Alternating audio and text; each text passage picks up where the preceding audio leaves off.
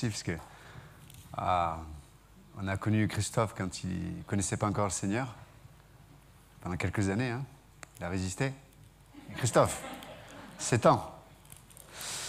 Et de voir aujourd'hui cet homme de Dieu et avec son épouse Hélène, qui est là. C'est Hélène? C'est toi? Où elle est, Hélène? Je ne la vois pas. Elle est à la maison, Hélène, à la maison. Et de voir Christelle aussi, il y a moins de 2 ans, hein, parce qu'elle a acheté mon appartement, en fait. Et elle a mal fini. Elle est en train de chanter à l'église, maintenant. Et vraiment, ouais, c'est une amie, maintenant. C'est une sœur en Christ, une amie. On est, gloire à Dieu. Il n'y a pas de mots pour décrire notre Dieu, hein, ce qu'il est capable de faire. Le salut, quelle gloire. De voir des êtres humains, des vases d'argile, tellement fragiles, tellement forts d'un certain côté, mais tellement fragiles d'un autre côté. Et de voir ce Dieu éternel, ce Dieu tout-puissant, ce Dieu qui a pensé, créé toutes choses, pour qui l'espace et le temps sont des outils d'entre ses mains, mais ce Dieu-là qui vient dans nos vies et qui nous sauve. C'est quand même mystérieux quand même. Hein. Nous, fragiles, et en même temps, nous avons reçu la vie éternelle. La vie éternelle. Waouh. Et on la découvre, c'est ça la vie chrétienne. On apprend avec tous les saints, tous les frères et sœurs. Pour ça, je suis content qu'il y ait un peu plus de monde qui vienne aussi à l'église. Enfin, un vrai, quoi. Je vous vois vraiment, je touche, mais façon Covid. Mais c'est extraordinaire. C'est mystérieux, vraiment. La vie éternelle. Et le Sauveur nous dit que la vie éternelle, c'est de te connaître, toi, le seul vrai Dieu. Wow.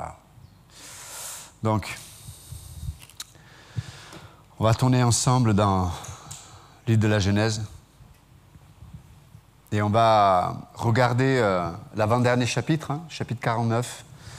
C'est un chapitre important parce que l'Écriture nous dit que c'est un moment important. Et ravi de voir Adi aussi. C'est vraiment, c'est merveilleux de te voir. C'est vraiment super. Oleg a rencontré Adi, discuté, je ne suis plus avec quelqu'un. Avec qui tu discutais? Avec Nathan. Ah ben Nathan, le frère de Jonathan, qui est en Angleterre. Et puis il a posé une question à Adi qui passait par là au bon moment.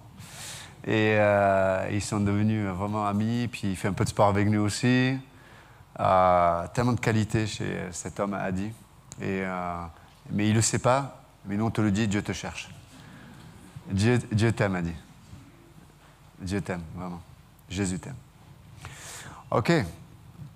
On est content de voir Vincent aussi. Hein? Il est incroyable cet homme, vraiment. Lève ta main, Vincent, que tout le monde voit. Là-bas. Ce matin, je jette des fleurs comme ça. Allez, c'est gratuit. Et est-ce qu'il y a des mamans dans cette salle? Est-ce que vous pouvez vous lever? C'est la fête des mamans aujourd'hui. Est-ce que les mamans peuvent se lever? Ah, OK. Est-ce que vous pouvez faire un saut périlleux? Non. OK. Si on peut applaudir les mamans.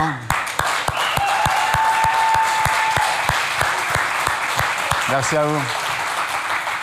Bonne fête à chaque maman. Bonne fête à chaque maman qui est derrière vos écrans. Si vous êtes en famille, voilà, vous pouvez profiter, lui faire un bisou à votre maman. Et c'est un privilège d'avoir une maman. Et on bénit Dieu pour ça. Hein? Et bonne fête à vous. OK, Genèse 49. L'Écriture nous dit que c'est un moment important parce que dans l'Épître aux Hébreux, chapitre 11, lorsqu'il est parlé de la foi, des héros de la foi, il est mentionné le nom de Jacob. Et l'œuvre de foi qui a marqué, en tout cas l'auteur de l'Épître aux Hébreux concernant la foi, c'est le moment, ce moment-là où Jacob va sur son bâton et puis il va bénir ses enfants, les 12 fils d'Israël, donc qui vont devenir les tribus plus tard. Mais là, à ce moment-là, c'est encore une famille. Donc Jacob va bénir ses enfants. Pour le dire autrement, c'est un moment où Jacob donne quelque part une prophétie pour l'avenir de ses enfants. Pour nous, ça nous donne aussi, ça nous permet d'avoir un regard sur ce qui est vraiment important. Je m'explique. L'Écriture nous dit que c'est le moment où Jacob est connu pour sa foi, quand il va bénir ses enfants parce qu'il va leur parler de leur avenir. Ça nous parle pour nous aujourd'hui de l'importance que Dieu a ou Dieu met sur le regard qu'on porte notamment sur des enfants, sur leur avenir. Et leur avenir avec le regard de Dieu, avec la sagesse de Dieu, avec l'esprit de Dieu. Parce que là, il va leur communiquer un avenir, mais poussé par l'Esprit Saint. C'est prophétique ce qu'il va dire sur ces enfants-là. De la même façon, nous en tant que parents ou futurs parents, on a besoin d'avoir un regard prophétique sur nos enfants, d'avoir le regard de Dieu sur nos enfants. Bien sûr qu'on va observer peut-être des tempéraments, on va observer des caractères, on va observer des points forts, on va observer des points faibles, on va voir beaucoup de choses dans la vie de nos enfants. Mais le regard que nous devrions avoir en priorité sur la vie de nos enfants, c'est ce regard prophétique. Ce regard de foi. Et il va s'appuyer sur ce bâton qui nous parle de son autorité. Et toute l'autorité de Dieu sur Jacob pour ses enfants, c'est vis-à-vis de cet avenir prophétique. Il va leur parler à cet instant, à ce moment-là de leur histoire. Il va leur parler de leur vie, mais aussi de tout ce qui va couler à travers leur vie. De la même façon, nous sommes aussi, à chaque période, à chaque instant, à chaque saison de la vie de nos enfants, nous avons besoin de nourrir ce regard-là, ce regard prophétique. Il y aura des moments de découragement, il y aura des moments où ils vont nous agacer, il y a des moments où on va... voilà. Et puis il y a des moments où on va les aimer plus que beaucoup d'autres choses. Mais ce qui est nécessaire, c'est de prendre des décisions. C'est des décisions personnelles en tant que parents. Des décisions personnelles pour nos enfants, aussi en tant que parents, qui vont les placer sur cette réalité prophétique, sur leur avenir, mais leur avenir selon le regard de Dieu. C'est, comme le rappelait Christophe tout à l'heure, ce n'est pas naturel, ce n'est pas avec une intelligence, une sagesse humaine que nous pouvons le faire, mais c'est par l'Esprit de Dieu. C'est comme si Dieu nous disait que nous n'avons pas d'autre option que de dépendre de lui pour communiquer ce regard et cette vie pour nos enfants. C'est comme un poids de responsabilité, mais ce poids devrait être une gloire, parce que vous savez que le mot gloire parle de poids, de substance, en hébreu comme en grec, qui devrait nous amener dans d'avoir les deux pieds sur le terrain de Dieu. Comme la gravité garde nos deux pieds sur cette terre, ce poids de gloire, ce poids d'importance, ce poids prophétique sur le regard que nous devrions avoir sur nos enfants devrait nous aider à garder nos deux pieds sur le terrain de Dieu, sur la terre de Dieu, sur le royaume de Dieu, pour nous et pour nos enfants. Et l'Écriture, comme si arrêtait l'espace et le temps de l'histoire biblique pour dire, voilà, Jacob, par la foi, s'est tenu sur son bâton.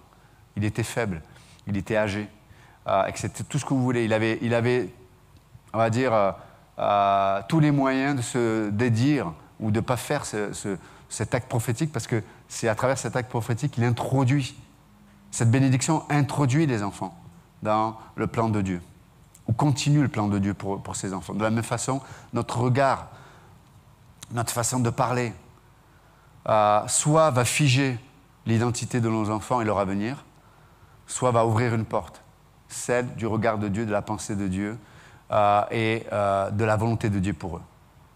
C'est extrêmement important de comprendre ce principe-là. Et alors, ce qui est encourageant, c'est qu'il le fait avant de mourir. Hein, et c'est comme si Dieu nous disait, même si on a raté, peut-être à plusieurs égards, l'investissement de nos enfants, tant qu'on est vivant, on peut se tenir encore sur ce bâton d'autorité, pour autant que les enfants sont sous notre autorité, et on peut encore communiquer cet aspect prophétique pour nos enfants. même s'ils sont plus grands aujourd'hui. On a encore cette capacité, on a encore cette possibilité. Alors peut-être sera moins facile, plus difficile, parce que voilà, des fois, quand on fait, s'il y a des erreurs qui ont été faites, si peut-être on n'a pas insufflé cette vie-là, mais c'est pas évident de construire après la pensée de Dieu, le regard de Dieu, mais c'est possible. Mais c'est possible. Mais ce sera possible que si nous acceptons de nous tenir comme Jacob, se battant de l'autorité de Dieu, du cœur de Dieu. Et souvent, ce bâton d'autorité qui vient de la part de Dieu va être le reflet du brisement intérieur que nous allons avoir. Parce que s'il n'y a pas de brisement, on va lutter à l'extérieur comme à l'intérieur. On va lutter contre la culpabilité, on va se défendre, on va expliquer le pourquoi du comment. Mais en fait, on n'est pas là pour se justifier ou s'expliquer. On est là pour communiquer une vie. On est là pour communiquer une pensée. On est là pour présenter une personne qui est Jésus-Christ. Et c'est ça que produit le brisement dans nos vies. C'est qu'on arrête de se mettre en premier, soit en se dévalorisant, soit en s'exaltant d'une façon ou d'une autre, ou en se justifiant pour les erreurs qu'on aurait pu faire.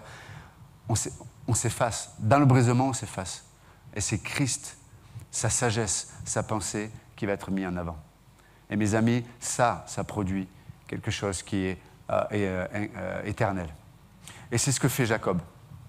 Alors évidemment, nous ne sommes pas Jacob.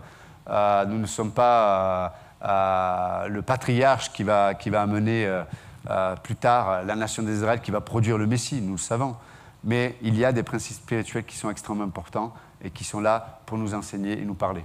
Donc, ça c'était le premier point que nous voyons dans le chapitre 49 de cette étude sur le livre de la Genèse. On va lire quelques versets, si vous le voulez bien.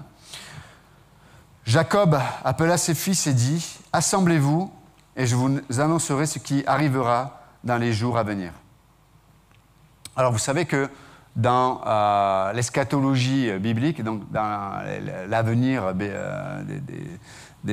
quand Dieu parle de l'avenir ou du futur, c'est souvent à plusieurs niveaux. Il y a le futur immédiat, puis il y a le futur à moyen terme, et puis il y a le futur à long terme. D'accord ? Mais en tout cas, dans ce passage-là, donc, c'est un mélange, c'est une salade de composés. Hein? Vous aimez les salades composées ? Donc, c'est une salade composée, il y a du présent, il y a du futur proche et du futur lointain, etc. Mais en tout cas, il y a plein de choses intéressantes. Donc il dit « Assemblez-vous, écoutez, fils de Jacob. Écoutez Israël, votre père. » Tu sais, il y a 3 ou 4 fois le mot, vous savez, schéma, la schéma de Dieu en hébreu, qui nous parle écoute. C'est écoute, mais avec l'attitude d'entendre l'information qu'on est en train de te donner. Hein? C'est en grec, l'équivalent, ce serait akou. C'est écoute en vue d'obéir. Sois concentré sur ce qui va être dit. C'est extrêmement important. Et à 3 reprises, on voit ce mot apparaître dans le chapitre 49. Et donc là, on va commencer à lire. Verset 3. « Ruben, toi, mon premier-né, ma force et les prémices de ma vigueur, supérieur en dignité et supérieur en puissance. Impétueux comme les eaux, tu n'auras pas la supériorité, car tu es monté sur la couche de ton père. Tu as alors profané mon lit en y montant. » Donc là, on va s'arrêter sur ces personnages qui apparaissent dans ce chapitre 49. Évidemment, on ne fera pas tous les fils ce matin, ne vous inquiétez pas. Hein? Je sais que c'est la fête des mères, que vous avez un poulet peut-être dans le four, ou autre. Mais donc, on va regarder quelques personnages qui, là aussi, sont là pour nous enseigner quelques principes extrêmement importants. Et donc, Ruben, c'est le premier fils de Jacob. En général, c'est le premier-né. Alors, même physiquement, le premier-né, c'est lui qui recevait toutes les capacités, toute l'énergie, toute la force. Même génétiquement, on peut le voir. Mais aussi, c'était une position une position préférée, normalement.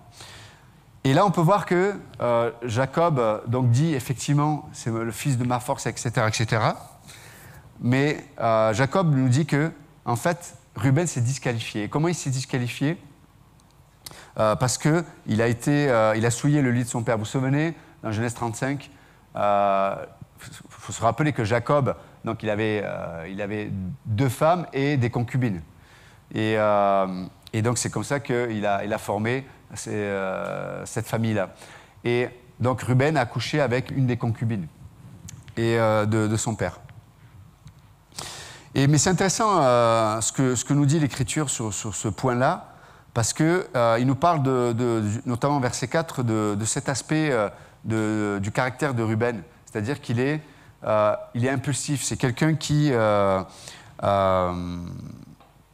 en hébreu, ça nous parle de quelqu'un qui a une idée, et avant de considérer les conséquences, il ne va pas regarder si son action va être appropriée ou non. Mais il va être pris par son émotion, il va être pris par l'impulsion du moment. Et souvent dans l'Écriture, quand il parle de cette impulsion, c'est souvent associé au péché de sexualité, en général aussi. Et on sait que dans l'Écriture, les péchés qui sont liés notamment à la sexualité, parce que vous savez que le corps est comme une porte à l'âme et à l'esprit. Le corps est dans Éphésiens, vous vous souvenez, dans le chapitre 4, il est parlé du corps qui est, notamment quand il parle de la relation de l'homme et la femme dans l'enceinte du mariage, il est dit que l'expression physique du mariage reflète une des réalités les plus importantes dans l'éternité, c'est-à-dire la relation entre le Christ et son Église. Et donc, le mariage et la relation notamment sexuelle est l'image physique terrestre d'une réalité qui a existé avant la création des êtres humains. Et donc, c'est pour ça que l'Écriture dit que faites attention aux péchés de sexualité parce qu'ils amènent un lien dans l'âme qui est extrêmement puissant. Et si on voit dans Corinthiens 6, 1 Corinthiens 7, etc., le problème de la sexualité, même Paul va dire que ne vous associez pas à la prostituée, et il parle de table des démons, littéralement. C'est quand même fort, quoi, ce que dit Paul. Donc, l'Écriture nous met en garde contre ça. Et on peut voir, entre parenthèses, tu parlais du bien appelé mal et le mal appelé bien aujourd'hui, on peut voir que nous qui avons l'habitude d'aller dans la rue, de discuter avec des gens, etc., souvent la question qui est ramenée sur le tapis, c'est « Oui, mais Dieu, il est bon, il est amour, tout ce que tu veux, mais qu'est-ce que vous pensez de l'homosexualité ?» De suite, on vient sur le terrain de la sexualité, ou en tout cas des orientations sexuelles. Et tu as envie de te dire « Mais qu'est-ce que ça a à voir ?» Je te parle de Dieu, de l'amour de Dieu, mais en fait, il y a un lien. Et même le monde, malgré lui, le fait. Et c'est à travers souvent le biais, notamment de la sexualité, qu'il communique ou qu'il amène, ou qu'il exprime plutôt une idéologie qui était cachée auparavant. Et on peut le voir que dans l'histoire, si on regarde notre pays qui est judéo-chrétien à l'origine, les relations entre hommes et femmes étaient exclusivement... alors, bien sûr, après il y a l'hypocrisie, des gens qui faisaient des choses à côté, on le sait, mais on sait que dans la mentalité sociale, tout le monde reconnaissait que une relation, et notamment les relations sexuelles, s'exprimait que dans le cadre du mariage. Et puis on peut voir que si on regarde le siècle qui nous a précédés, puis même les 50, 60 dernières années, depuis 1968 et bien un peu avant, on peut voir à quel point on est en train de... Il y a une dérive extraordinaire quand même, au niveau de la moralité. Pourquoi ? Parce qu'il y a eu déjà une dérive spirituelle. Et donc, l'expression de la dérive spirituelle, souvent, va s'exprimer par une dérive de morale et notamment sexuelle. Et on peut le voir même dans l'Épître aux Romains, quand Paul parle dans Romains 1 et 2 de la relation du salut par rapport à chaque être humain, il décline quelque part la discipline de Dieu ou même la colère de Dieu sur les êtres humains. Il leur dit que, et puis il va finir en disant Dieu va les livrer. Tu sais, c'est comme un jugement de Dieu sur les hommes qui refusent la vérité. Il va les livrer dans leur appétit, et notamment leur appétit sexuel, les hommes avec les hommes, les femmes avec les femmes, etc. etc. C'est fort quand même. L'Écriture est claire là-dessus. Il n'y a pas d'ambiguïté, il n'y a pas « oui, mais non, non, c'est clair ». Donc on peut voir que... Donc c'est pour ça que je dis que la sexualité, c'est quelque chose qui est réservé pour le mariage. Et je profite que vous soyez mariés aujourd'hui. Et je sais que vous êtes réservés pour ce moment-là. On en a parlé. et c'est tout à leur honneur. Donc c'est quelque chose d'extrêmement important, parce que la sexualité va automatiquement lier l'âme, plus qu'on l'imagine, plus qu'on l'imagine. Donc ça doit être réservé et préservé pour le contrat que Dieu fait avec l'homme, c'est-à-dire le mariage, là où Dieu s'engage, comme le rappelait Pasteur Georges dans sa prière. La corde à 3 brins, mais difficilement brisable, on ne peut pas la briser en vérité. Donc, c'est vraiment important. Et encore moins, homme avec homme et femme avec femme, bien sûr. Donc, c'est très important. Et Dieu donne une provision pour ça. Hein? Bien sûr qu'on a tous des désirs, on a tous des penchants, on a tous des... Mais Dieu donne une provision pour nous garder, pour nous préserver, pour le moment où on doit être marié, etc. Donc, c'est vraiment important. Et on peut voir que Ruben n'a pas respecté ça. Il a été pris par c'est quelqu'un de très impulsif, c'est quelqu'un qui a... Et comme dit Jacob, c'est mon premier, c'est celui il était rempli d'énergie, rempli de beaucoup de capacités, quoi. Mais c'est quelqu'un qui ne savait pas catalyser son énergie. Et on peut voir aussi que quand on n'apprend pas à catalyser, quand on n'apprend pas à gérer l'énergie qu'on peut avoir, ça peut nous amener sur ce terrain que je viens de décrire. Donc c'est important de faire attention de comment on dispense notre vie au quotidien. Comment est-ce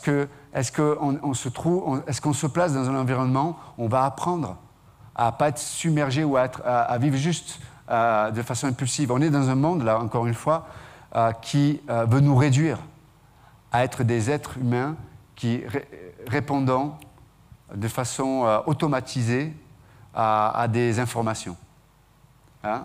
C'est comme, on appuie sur un bouton et puis le bouton fait son œuvre. Ça crée une réponse. Et le monde, le diable, qu'on soit juste des êtres qui ne vivons pas la réalité de l'esprit. C'est pour ça, dans Galates 5, Paul dit que celui qui est rempli de l'esprit, il va automatiquement manifester la maîtrise de soi. Il ne va pas être pris par ses impulsions. Et quand il voit, parce qu'on a des saisons, on a des moments où on voit qu'on a les hormones, il fait beau, les oiseaux chantent, etc. On a tous... voilà. Mais on sait, on connaît nos faiblesses, on connaît nos désirs. Eh bien, on agit avec sagesse. Ça veut dire que je ne vais pas me retrouver seul avec une femme, surtout si j'ai des sentiments pour elle, etc. À part si tu es marié, vous comprenez ce que je veux dire. Je fais attention, il y a une loi de la sagesse qui nous garde de nous-mêmes. Et souvent, malheureusement, on est dans un monde qui dit « fais-toi confiance, fais-toi confiance ». Tu es Dieu presque. Fais-toi confiance, tu vas assumer, tu vas assurer, tu es trop fort, quoi. Et puis après, les gens se mettent dans des situations qui vont leur faire du mal à leur âme, faire du mal à leur relation, parce que du coup, même si c'est le plan de Dieu pour une personne d'être avec une autre, si ce n'est pas fait selon la sagesse de Dieu, selon le temps de Dieu, tu en as parlé, Christophe, tout à l'heure aussi, ça crée... C'est comme si on construisait avec des fondations qui ne sont pas bonnes. Et ça, on va le payer, et Ruben va le payer malheureusement plus tard. Donc l'Écriture nous met en garde, notamment avec l'histoire de Ruben. Faisons attention, soyons sages, soyons intelligents, et connaissons-nous avec le regard de Dieu, mais connaissons-nous aussi avec ce que Dieu dit de la chair, et plaçons-nous dans un environnement où on peut garder de soi-même, pour la gloire de Dieu. Parce qu'encore une fois, le but de Dieu, c'est heureux celui qui médite jour et nuit la parole de Dieu.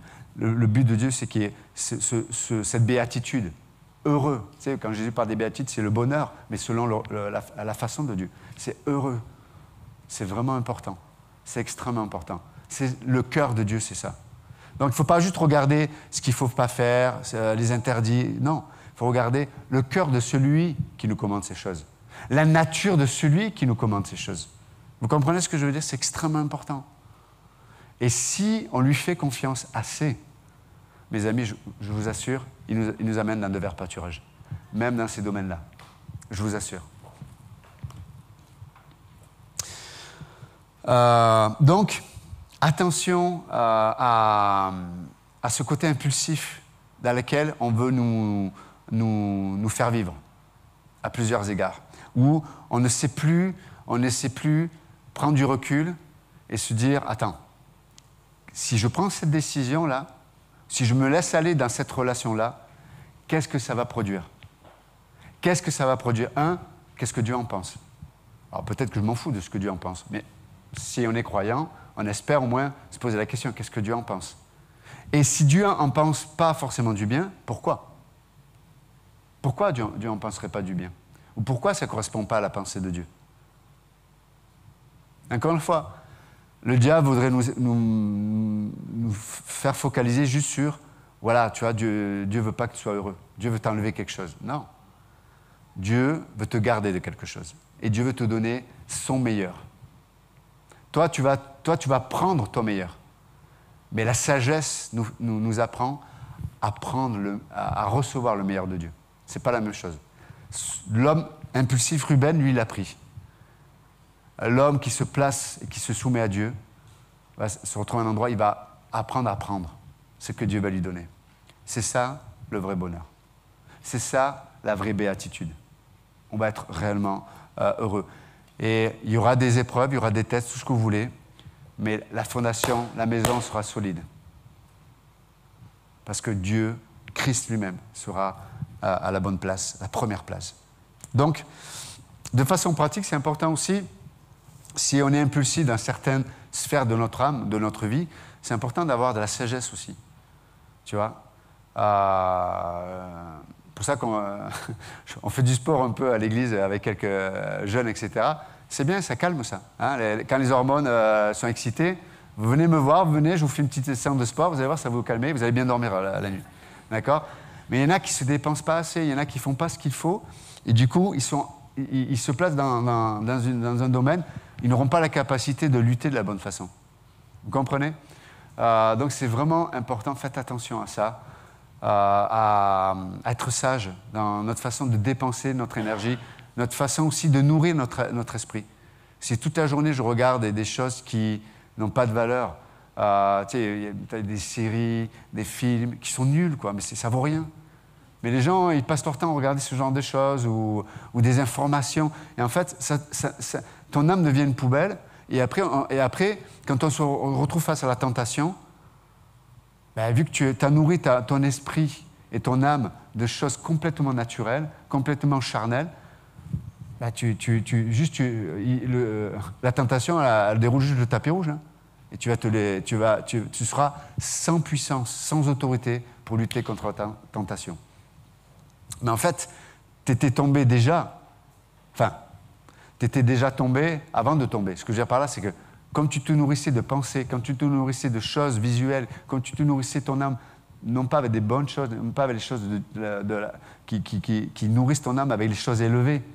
Et du coup, quand la tentation vient, ben, c'est juste la conséquence de ce qui, malheureusement, avait été préparé au départ. Est-ce que vous me suivez?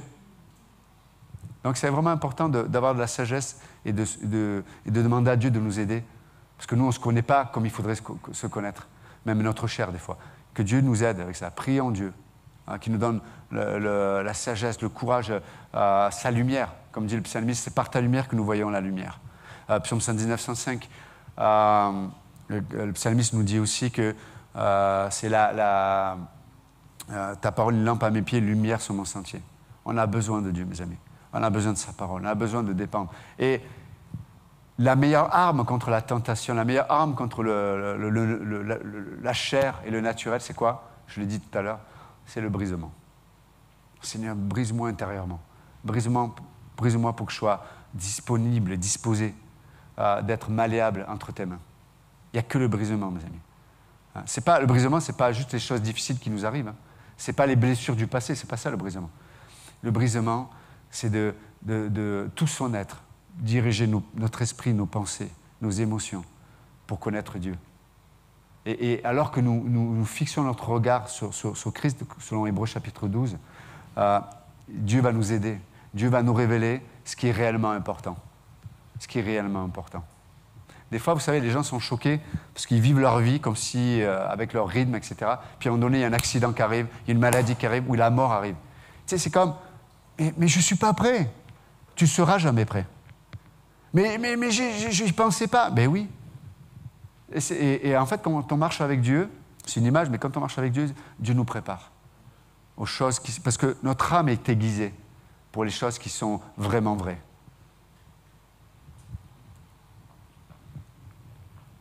Ok, bon, c'est déjà tard. C'est bien, on en a fait un. On a fait Ruben, c'est bien déjà. Mais en tout cas, juste pour s'encourager vraiment, ce matin, là, Dieu connaît l'être humain, Dieu nous connaît, mais il a une provision, il a une sagesse. Et vous savez, la provision, la sagesse de Dieu, ce n'est pas juste des principes. Écoutez bien, la provision et la sagesse de Dieu, c'est lui-même. Vous entendez? La provision et la sagesse de Dieu, c'est sa propre nature, sa propre personne, sa présence. Et c'est ça qui est extraordinaire avec Dieu. Père Céleste, merci encore ce matin pour ta parole. Te prions vraiment de bénir ton peuple. Tu connais avec quoi nous sommes faits. C'est toi qui nous as façonnés, Seigneur.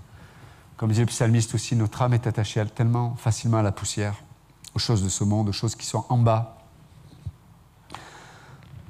Fais-nous vivre selon ta parole, Seigneur, par ton esprit.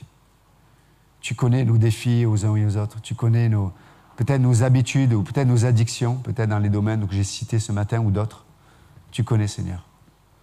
Mais Père, nous avons cette assurance, nous avons cette joie, nous avons cette foi que tu t'engages toi-même tout entier.